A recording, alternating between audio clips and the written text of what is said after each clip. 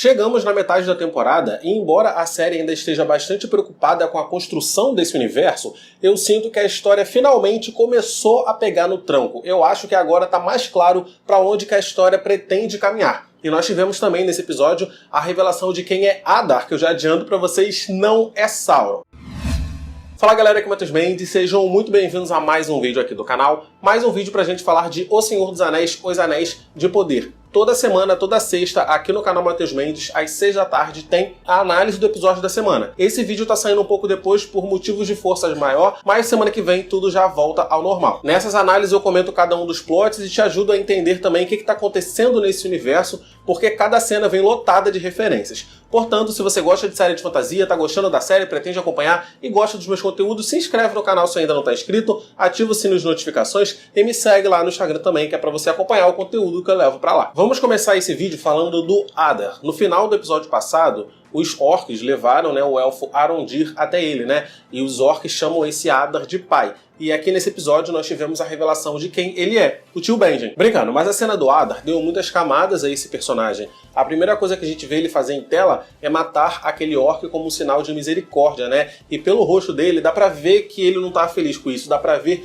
que ele se importa com aqueles orcs. E isso pra mim já é a confirmação de que ele não é Sauron. Porque pelo que a gente sabe dos filmes de Senhor dos Anéis, Sauron viu os orcs apenas como soldados. E Adar é um elfo, ou foi um elfo no passado, melhor dizendo. Dá pra ver ali que ele já foi um elfo por conta da aparência dele, Lembra muito elfos, as orelhas também. Pra mim, ele é um elfo corrompido, um dos elfos corrompidos lá na Primeira Era por Morgoth. A Primeira Era abrange tudo desde a criação do universo até aquela batalha que a gente viu no prólogo do primeiro episódio aqui dessa série. Então, a série tá se passando na Segunda Era. E lá na Primeira Era, quando os primeiros elfos despertaram na Terra-média, Morgoth, chegou a eles antes dos Valar. E aí Morgoth conseguiu corromper alguns desses elfos, transformando esses elfos em orcs. Tem um vídeo aqui no canal onde eu explico os povos e as raças da Terra-média e eu falo sobre todos eles com mais detalhes, Quem é Morgoth, quem é Valar, quem são os orcs. Eu vou deixar o vídeo na descrição, recomendo muito vocês assistirem. Orcs, então, são elfos corrompidos. E o Adar, eu acredito que seja um dos primeiros elfos que foram corrompidos, entendeu?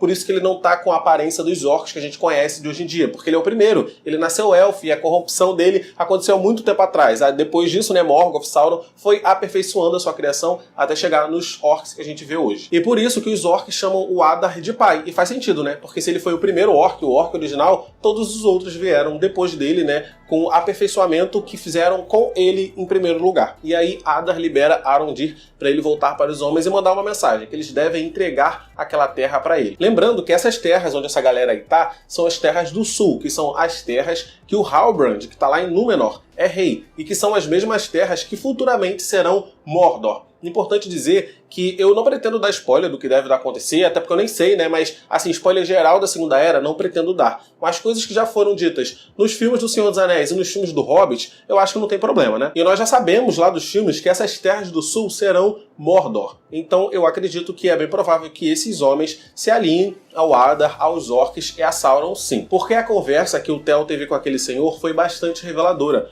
O senhor conta, pro Theo, que aquela arma, aquela espada que ele está segurando foi criado para os ancestrais deles pelo mestre deles. Ou seja, foi criado por Morgoth para os homens comuns. Eu já falei sobre isso lá no meu vídeo explicando os povos e as raças da Terra-média, mas os homens comuns, foram os homens que lutaram ao lado de Morgoth naquela batalha que a gente viu no prólogo do primeiro episódio. E os que lutaram do lado dos elfos são os Edai. E aí os homens comuns, os que não são Edai, se juntaram a Morgoth, lutaram dentro do exército de Morgoth contra os elfos, e os homens Edai, e é por isso que esses elfos ficam vigiando eles ali. Eles até comentaram, no episódio 1 e 2, falando assim, nós não podemos pagar por uma coisa que nossos ancestrais, que os nossos antepassados fizeram. Pois bem, parece que agora, gerações e mais gerações depois, esses mesmos homens servirão a Morgoth, no caso, vão servir a Sauron. Os antepassados foram corrompidos e agora eles também serão. E o Senhor ainda deu a entender que aquele cometa, no céu, é a marca da volta de Sauron, Então eu acho que o Senhor revelou pra gente que aquele cara que tá lá junto com os hobbits é Sauron. Pelo que a série deu a entender, é isso, Aquele desmemoriado que tá com os hobbits lá é Sauron. E eu já imaginava que era ele, eu já tinha dito algumas vezes que eu não acreditava que fosse Gandalf, porque, enfim, Gandalf nem chegou ainda e esse cara tava me passando uma aura ruim, não tava sentindo uma coisa muito legal nele, não. A única coisa que eu não entendi ainda é o motivo dele estar sem memória, né? Porque se ele é realmente Sauron, isso é só fingimento. Mas falando rapidinho do Theo e do Arondir também, aquela cena que o Arondir salva o garoto, mano, excepcional. Ele empurra o Theo, pega uma flecha no ar, já engata ali e atira a flecha de volta. Eu achei essa cena perfeita. Esse foi um dos episódios que eu mais gostei até agora, e essa cena do Arondir e Theo não tem defeitos, né? É espetacular demais. Vamos falar agora do Elrond. É impressionante a forma como que os sentidos dos elfos funcionam, né? A gente já imaginava, a gente já sabia que os elfos veem mais que os seres humanos comuns e eles também ouvem melhor que seres humanos comuns. Só que esse episódio mostrou pra gente o quão bom é a visão e o quão bom é a audição deles. Quando o zoom foi voltando, a gente viu, cara, parecia que ele estava assistindo de um binóculo e ele ainda conseguiu entender e ouvir tudo. Muito legal isso. Na análise dos episódios 1 e 2, eu comentei que um dos pontos fortes, né, uma das coisas legais, foi essa interação do Elrond com o amigo dele, Durin. Eu acho que foi uma coisa que faltou no episódio 3. E aqui nesse episódio eles voltaram de novo a ser amigos. Eu gosto muito dessa interação dos dois e achei muito legal também o Durin ter deixado o Elrond levar o Mithril. Só recapitulando, o Mithril é esse metal, né, essa pedra preciosa que é mais resistente que o aço e mais leve que o aço também. É o material que compôs aquele colete que o Frodo usou durante a trilogia Senhor dos Anéis e que o Bilbo usou lá em O Hobbit também. É um metal extremamente raro, então o Durin dar isso pro amigo dele é uma coisa muito simbólica, sabe? Mostra o quanto ele se afeiçoa pelo elfo. Só tem uma coisa que me preocupa nessa cena. A forma como que ele fez o Elrond jurar, né, o Elrond prometer que não contar pra ninguém, pra mim só está claro que esse juramento será quebrado. Pode ser esse uma das razões dos elfos e os anãos serem tão contrários um ao outro lá na trilogia Senhor dos Anéis e o Hobbit também. E também o motivo de tanta desgraça acontecer com o Elrond, né? Porque o Durin disse que se esse juramento for quebrado, ele será preenchido com tristeza. Eu tô chateado porque eu gostei da interação dos dois e não queria ver essa ruptura, eu não queria que eles ficassem inimigos. E assim, eu não acredito que o Elrond vai quebrar o juramento dele deliberadamente, mas ele tá com o Mithril, então assim, se qualquer pessoa vir esse metal com ele, ele já vai ter quebrado o juramento, porque todo mundo ali meio que já desconfia que os anãos estão escondendo alguma coisa. Se encontrarem esse metal super raro com o Elrond, já vão desconfiar que é o metal que os anãos estão trabalhando. Então deve ser isso que vai acontecer. E eu acredito que esse juramento será quebrado pelo Celebrimbor. Eu acho que vai ser o Celebrimbor que vai dar um jeito de descobrir esse metal com o Elrond e talvez ele crie os 3 anéis do poder dos elfos, né? Utilizando o Mithril também, quem sabe? O que vocês acham sobre isso? E por último, vamos falar da chata da Galadriel. Mas se bem que eu nem odiei tanto ela assim nesse episódio não, porque no episódio passado, porra, parecia uma criança mimada de 5 anos de idade, rica, que morava na Zona Sul e reclama com a mãe que quer um brinquedo no shopping. Mas o plot de Númenor, eu não tô gostando de ninguém. Eu tô achando esse plot muito chato. Sei lá, Isildur, Elendil, Galadriel, Halbrand, sabe? Tá faltando alguma coisa ali, tá faltando sal. Acho que essa história não tá andando muito. Não tem ninguém interessante de fato que a gente olhe e fala, caramba, tá interessante acompanhar a história dessa pessoa aqui. Não tem. Entretanto, a cena de abertura foi, eu acho que, a cena mais legal da série, né? Que foi a cena mostrando a queda de Númenor. Nós sabemos dos filmes do Senhor dos Anéis que em algum momento Númenor vai cair. E ver isso acontecendo foi muito legal. Essa cena foi muito bem feita. Toda essa sequência, você percebe que tem ali uma produção de alto nível por trás. Eu só espero que quando chegue realmente a hora da queda de Númenor, eles façam uma sequência de, sei lá, 15 minutos mostrando todo mundo morrendo, mostrando, assim, detalhes das coisas sendo destruídas, sabe? Porque se só nessa ceninha aí, de 5 segundos, rapidinho, já foi legal, imagina numa cena enorme. E como eu comentei no meu vídeo passado, e também no vídeo que eu falo dos povos e das raças da Terra-média, os Númenóreanos, eles eram muito religiosos, né? Eles eram muito fiéis aos Valar, e eles eram também muito amigos dos elfos, só que isso com o tempo mudou. Hoje em dia, os homens Númenóreanos, em sua grande maioria, detestam os elfos. E aí a gente viu aquela cena, né, daquele cara discursando ali,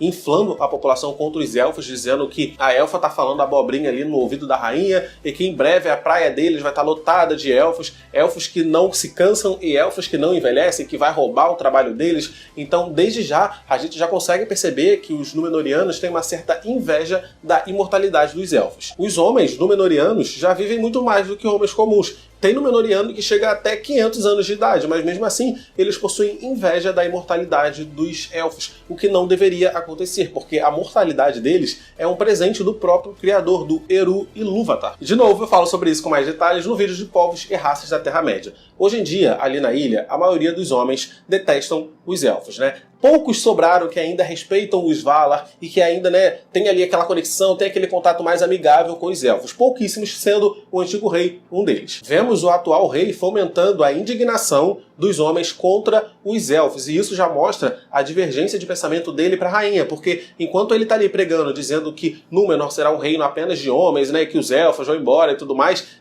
e ele quer ver a Galadriel embora o quanto antes, né, ele falou isso para a rainha, e diferente dele, a rainha está pensando em ajudar a Galadriel. Será interessante ver o desenvolvimento dessa cisão. Em Númenor, os homens contrários aos elfos e aos Valar são chamados de homens do rei, enquanto os que respeitam os elfos e que respeitam os Valar são chamados de fiéis. E hoje em dia os fiéis são a minoria ali. Vamos falar das Palantir. Interessante lembrar que lá em Senhor dos Anéis, o Saruman utilizava, né, essa Palantir para se comunicar com Sauron. Eu não acho que Sauron esteja se comunicando com a rainha não, mas eu acho que agora com a rainha fora, Sauron pode começar a se comunicar com o rei através dessa esfera. Porque pensa aí comigo, o rei já não gosta dos elfos, Sauron também não, então eles têm ali um ponto em comum, né? E a população que vai ficar na ilha é a população que já está insatisfeita com a rainha por conta da cordialidade que ela tratou a Galadriel, e vai ficar ainda mais insatisfeita porque agora a rainha resolveu partir para a Terra-média para lutar ao lado dos elfos. Nesse momento, né, a ilha está sendo dividida entre os homens do rei, os homens que vão ficar para trás,